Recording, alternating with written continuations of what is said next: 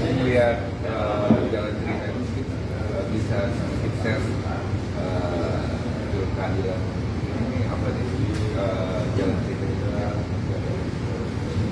Siapa yang ngomongin Film ya. Ya, di kenapa saya disebutkan? Jadi begini ceritanya. Sebenarnya film keadilan itu tentang satu karakter di mana yang namanya Raka yang diperankan oleh Rio Dewanto. Dia ingin mengejar keadilan karena istrinya itu mendapatkan perlakuan yang bisa dibilang tidak adil ataupun cukup sadis, tapi ternyata pada tidak semudah itu untuk didapatkan karena Rio Dewanto alias Raka ini harus berhadapan dengan dunia yang uang itu bisa membeli segalanya atau bisa membeli hukum gitu. Dan karena itu Raka harus melakukan jalan lain agar bisa mendapatkan keadilan untuk istrinya.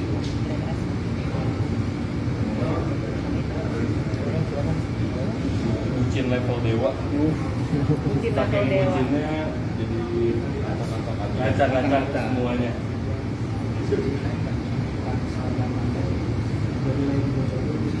Boleh. Boleh. Udah. Tapi Halo, saya Indra Pacik.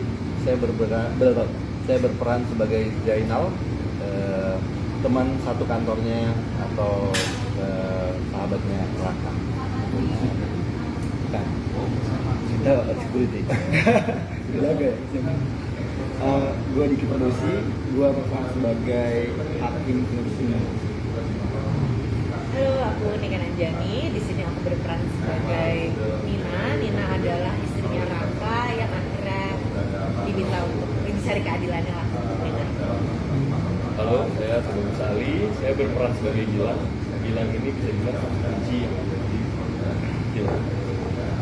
Halo, siang teman-teman, saya Badika, saya berperan sebagai Badika. Di sini peran saya pro pada Raka untuk mencari keadilan.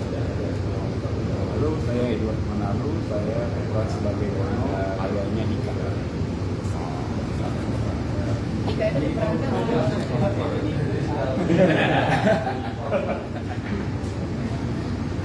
Mungkin kali kan bisa cerita kan kayak dramanya dimulai dari tragedi yang dialami sama Nina ini ya yang di trailer.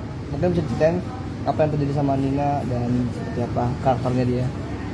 Nah, itu dia. Jadi memang kalau untuk backgroundnya sendiri sebetulnya Raka dan Nina ini adalah pasangan yang jauh dari lika-liku apa ya bahasanya. Coba kamu konflik lah.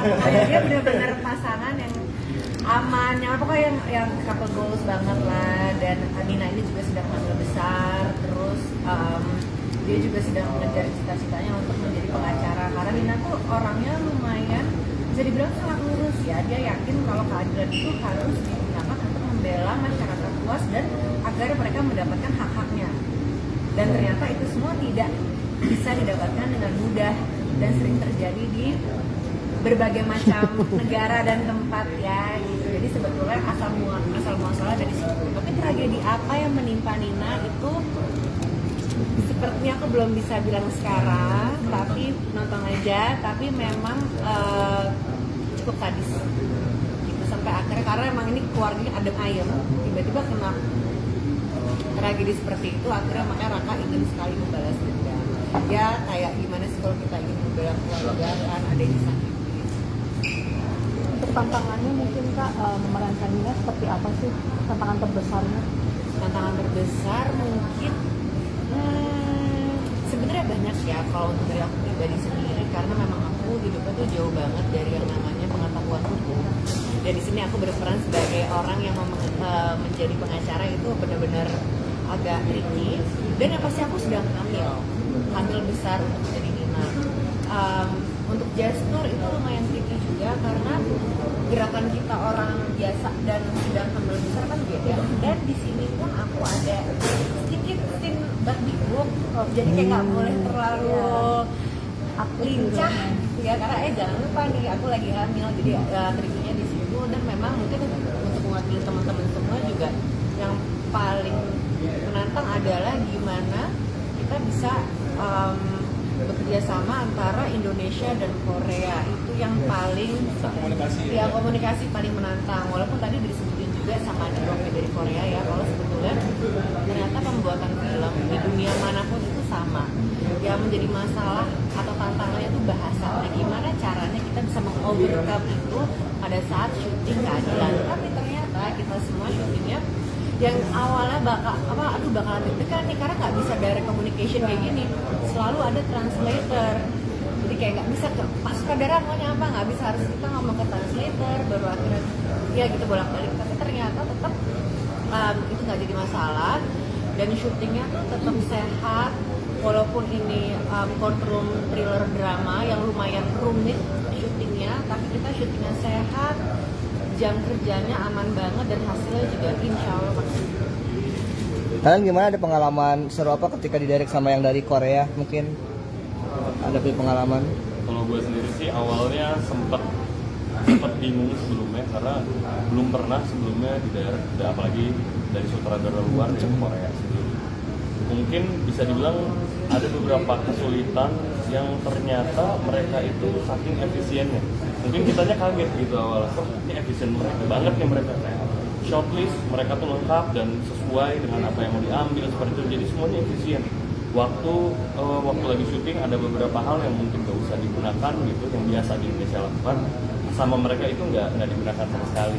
Jadi cepet, pace-nya cepet, tapi kita bisa nikmatin juga sebagai aktor ya di situ. Kita bisa tetap dikasih ruang gerak yang luas untuk ekspor karakter kita sendiri. Mas Yusron juga sangat membebasin kita semua.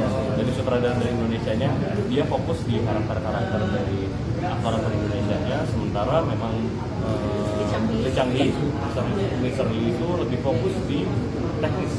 Jadi sebenarnya kolaborasi yang menarik banget ya, kita punya dua sutradara, yang satu departemennya untuk urusan teknis, shot, blocking, sementara satu sutradara dari Indonesia itu untuk urusan karakter, dialog, perasaan, jadi benar-benar kolaborasi yang sangat menarik.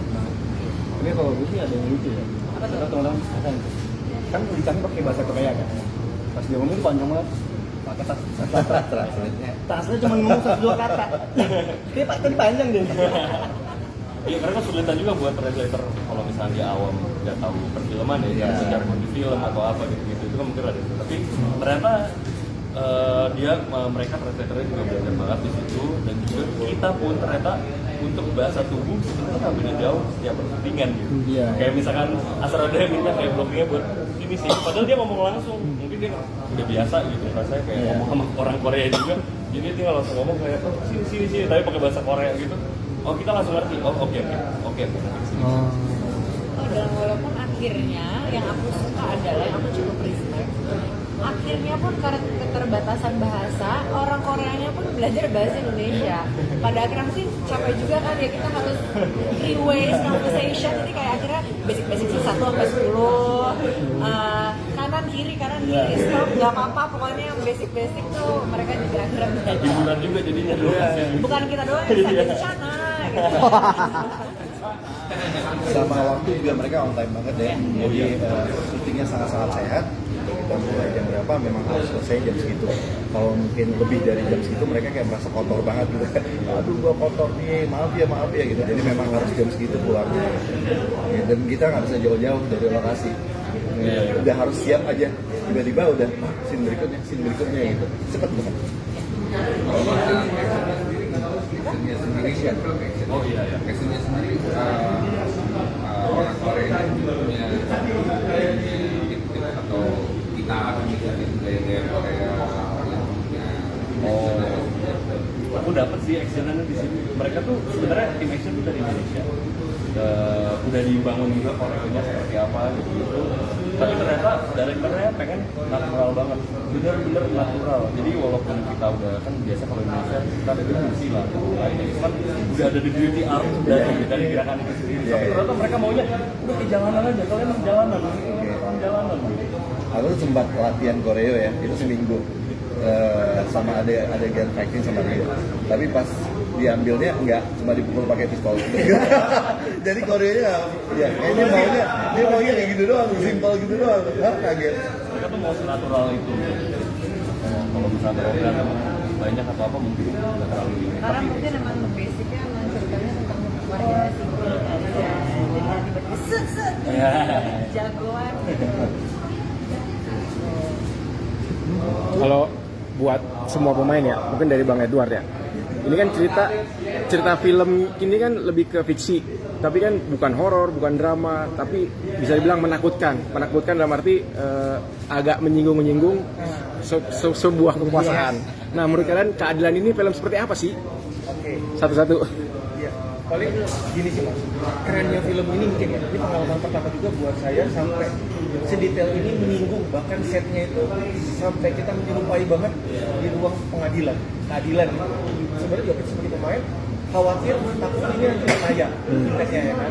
Nah, cuma kita yakin dengan adanya kolaborasi dari pihak Korea dan Indonesia nih, biar kulturnya tahu nih, takutnya orang Korea nggak tahu nih pattern-pattern apa yang nggak boleh dilanggar dalam perfilman seni gitu kan ya.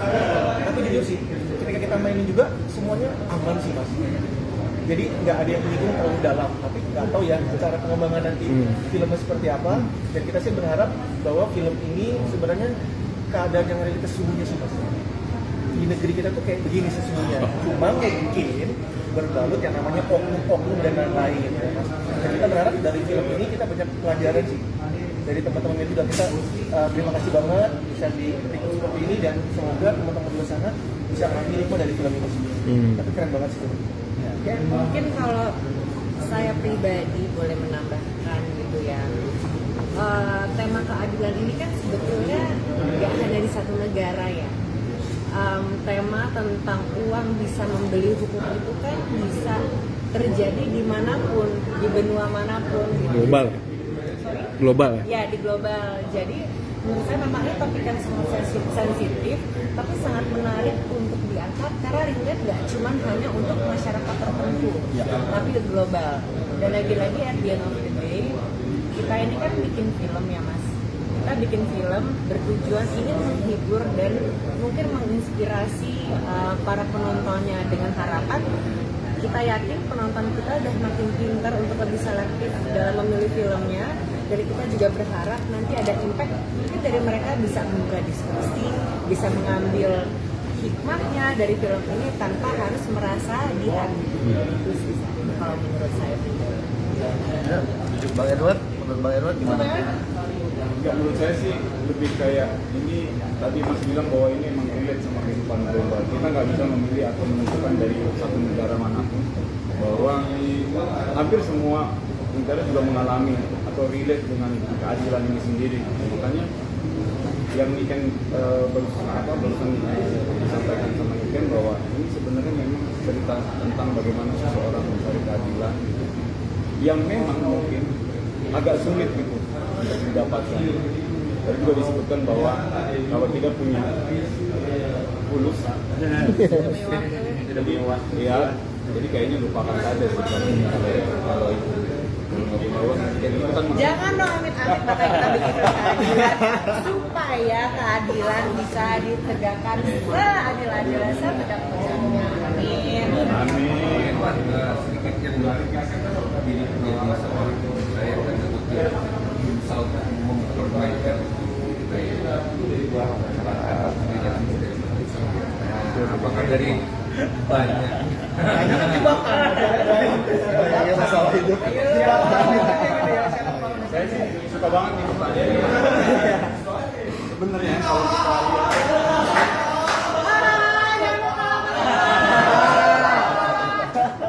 relate banget sama kehidupan kita gitu. Saya sering menyebutnya ini adalah raja-raja kecil di tempat kita, di lingkungan kita. Misalnya Pak ketua apa, kata-kata yang muncul adalah tentang ketua pemuda Bhinneka Tunggal Ika. Bisa melakukan pemuda Bhinneka. Buat saya tidak kesulitan pada